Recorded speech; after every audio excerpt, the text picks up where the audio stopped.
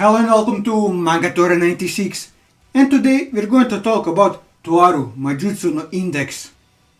It's time to talk about the two level 4 members of item, with one of them being an airhead with slight Yandere tendencies and the potential of reaching level 5 someday. On the other hand, we have the mellowest of all the members of item, who is a mischievous prankster to boot, where she has a dark past with a connection to Accelerator himself. I'm of course talking about Takitsubo Rikou and Kinuhata Saiai. But before we start, here's the spoiler warning, as we spoil a lot of things in this video, so if you don't want to be spoiled, I would highly recommend that you go and read the light novel, as it is an enjoyable read. For everyone else, let's start with who Takitsubo is. Takitsubo Rikou is a member of item, a mercenary group in the dark side of Academy City. Despite her lethargic appearance, she is the core of the team due to her AI stalker. After constant use of the ability body crystal and the dark turn their leader Mugino takes, culminating with the execution of Randa for her betrayal, she became estranged from the group and later flees and falls in love with Hamazura, the third protagonist of Toaru Majutsu no Indeks.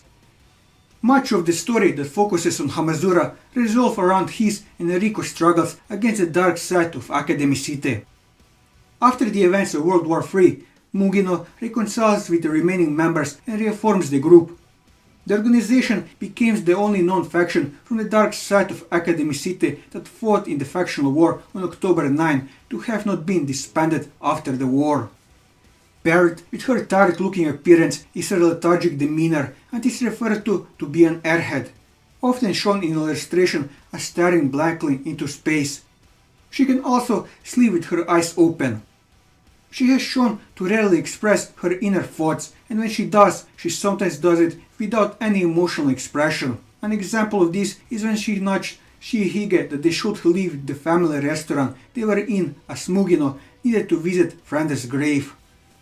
Despite this subdued demeanor, she truly does care about her fellow item members, rooting for them when they are down, as with the case of Randa falling to stop Misaka Mikoto when they arrive to back her up.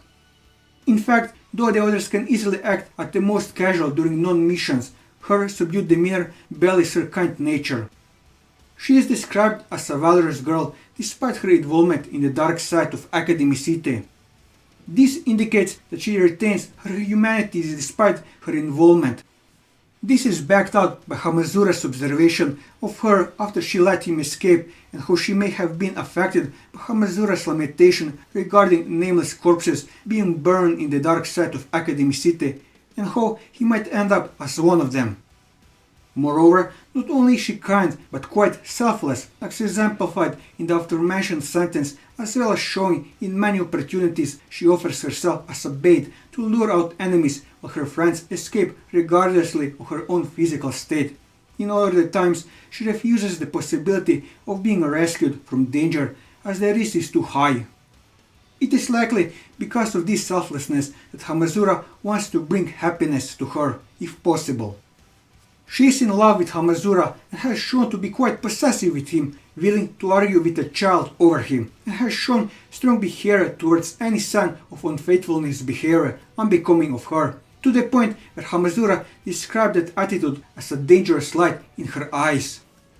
Moreover, she has shown to be quite impatient towards Frema, often warning Hamazura of threats of violence against her when she acts bratish towards them, forcing him to calm her down. An example of this is her wanting to perform an iron claw on her.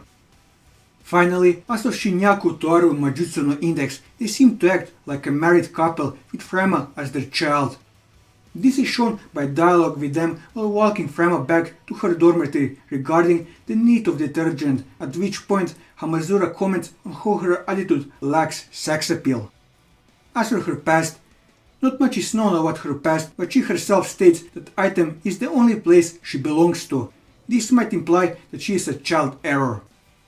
As she is an Esper, she likely went through the Powerful curriculum program. After discovering the rare potential of her AI stalker of making her the 8th ranked level 5 or even something much greater than that, researchers ran a simulation on her with a free diagram but it found that making her one had conditions that were too severe. As such, the researchers were forced to turn to the research of the Kinuhata family, specifically the ability body crystals, as it had similar effects. However, according to Item Liaison, simulations using ability body crystals had hopeless results. Despite this, the researchers continued to tamper with her body as the possibility of her power were too valuable. Her entry into Item with Mugino giving her ability body crystal was unbeknownst to them, likely part of the research on Rikou. Due to her knowledge in the inner workings of Rikou and her AM stalker, it is likely that the Item Liaison was the one recruiting her into Item for this purpose. As for her abilities, Takitsubo Rikou's ability is AM Stalker, a passive power derived from clairvoyance and remote viewing, which is used to record other Espers' AM field and track them down. She herself boasts that as long as she records their AM diffusion fields, she can track them down even if they were to leave the solar system. The ability also allows her to accurately gauge the distance and the reaction of the target, as exemplified by Mugino utilizing it to hunt down Mikoto from a safe distance. So useful is her ability in Item that she is essentially its core, much more than Mugino, who is a level 5. Initially, she required the consumption of the ability body crystals to use her powers, as it was one of those abilities that can apparently be used when she is overloaded. Her continued use, however, have worn her body down to the point where she will collapse and become seriously ill if she uses it again. What's worse, it is that it can also be fatal. Under the effect of the ability body crystals, her eyes widen and enable you to use her power. However, prolonged usage of her power eventually tires her out. During the events of World War III, she was eventually healed by Lizenele when she and Hamazura managed to escape into the Lizenele Alliance of Independence Nation. She will then later use the power on Mugino and later be able to search Espers with the ability without the use of the drugs, as for example when she searched for Frema. Later, it is shown that strangely, Rikou's Esper power can also sense magic in some ways. She gets sick from Ursula's fused with Is Dimitri passing nearby her, prompting Niang Niang to call her a connective type and advise her to not channel that. She could also sense the presence of Annie Hormin and Vescott as well as Madame Horos. Moving on to Kinuhata.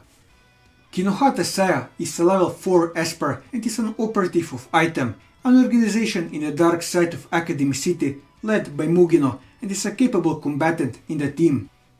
Despite being a powerful Esper, she is one of the most mellowed out characters in Item.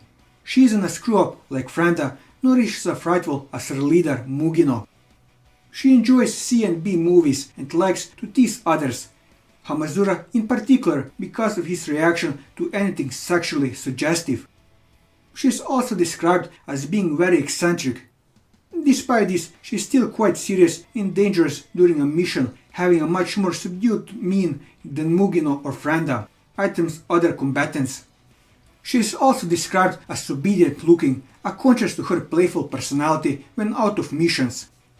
She also likes to add super to her remarks.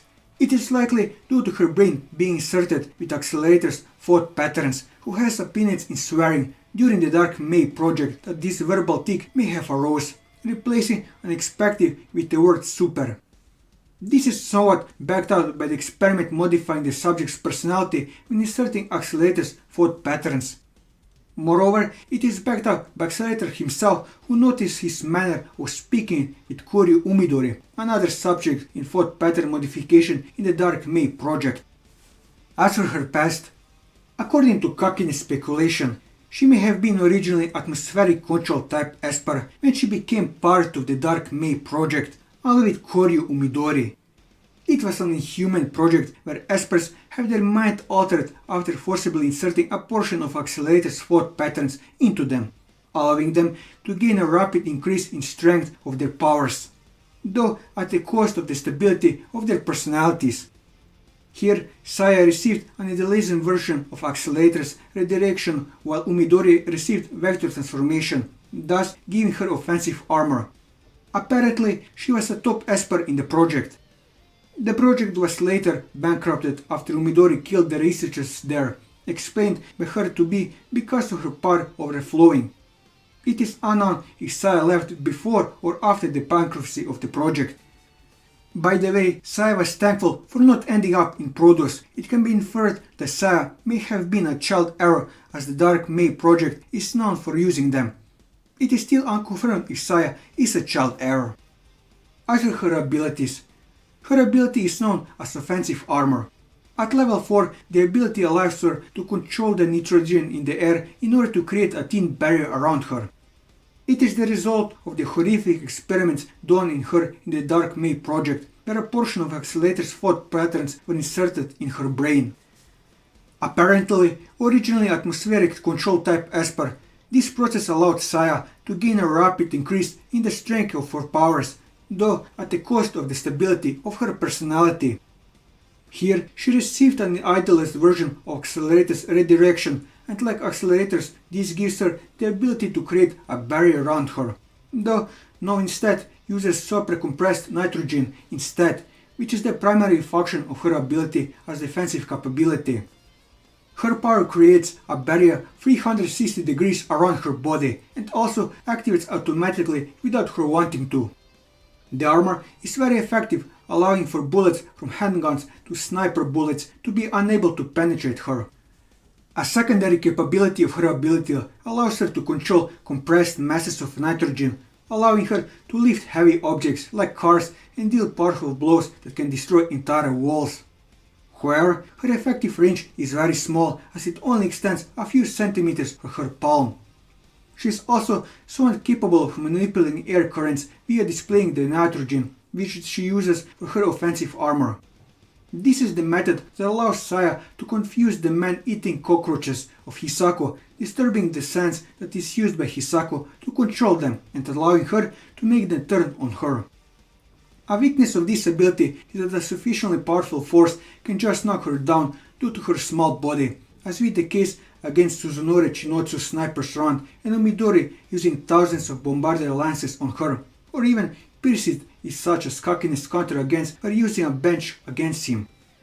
She acknowledges the defensive limits of her offensive armor later, where she is confronted with the sheer destructive power of Stephen Grossplay's light machine shotgun. She notes that taking more than 7 bullets at less than 5 meters of range will be super bad. By the end of their fight, she incurs several injuries, though none are life-threatening. In order to compensate for foes who prove to be able to eliminate naturally occurring nitrogen in the air, like Stephen, Saiai carries around a small container of liquid nitrogen for use at all times. With this, I covered everything that I wanted to cover on Takitsubo and Saiai. And that will be all for this video. If you liked this video, leave a like, leave your thoughts in the comments below, or subscribe to the channel for more manga reviews and One Piece content. And we'll see you next time. Take care.